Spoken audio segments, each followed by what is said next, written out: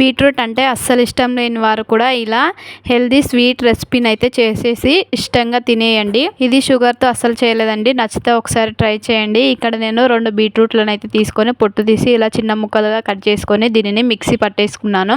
ఇది మిక్సీ పట్టిన తర్వాత ఇది వడకట్టుకోవాలి. ఇలా వడకట్టుకున్న దానిలో 2 స్పూన్స్ కార్న్ఫ్లోర్ వేసుకొని ఉండలు లేకుండానైతే కలుపుకోవాలి. ఇలా చక్కగా కలుపుకున్న తర్వాత పొయ్యి మీద ఒక ప్యాన్ పెట్టుకొని అందులో 1 కప్పు బెల్లం తురుము వేసుకొని కొద్దిగా వాటర్ వేసుకొని తీగపాకం వచ్చేంత వరకు అయితే ఉంచుకొని మనం మిక్సీ పట్టుకున్న బీట్రూట్ మిశ్రమాన్ని ఇందులో వేసేసుకొని చక్కగా కలుపుకోవాలి. ఇలా కలుపుకున్న దానిలో 1 స్పూన్ నెయ్యి వేసి ఇలా దగ్గర పడేంత వరకు అయితే కలుపుకొని ఒక గిన్నెకి నెయ్యి అప్లై చేసి డ్రై ఫ్రూట్స్ ని చిన్నగా వేసుకొని మనం ప్రిపేర్ చేసుకున్న బీట్రూట్ మిశ్రమాన్ని అందులో వేసుకొని ఇది 1 గంట సేపు పక్కన పెట్టుకున్న తర్వాత చల్లగా అయిన తర్వాత చూడండి ఇలా అవుతుంది. ఇది ఒక ప్యాన్ నుండి రివర్స్ చేస్తే ఇలా వస్తుంది. అది చిన్న ముక్కలుగా కట్ చేసుకుని ఇష్టంగా తినేయచ్చు. అంతేనండి. దీనిని ఏమంటారో దీని పేరు మాత్రం కామెంట్ చేయండి.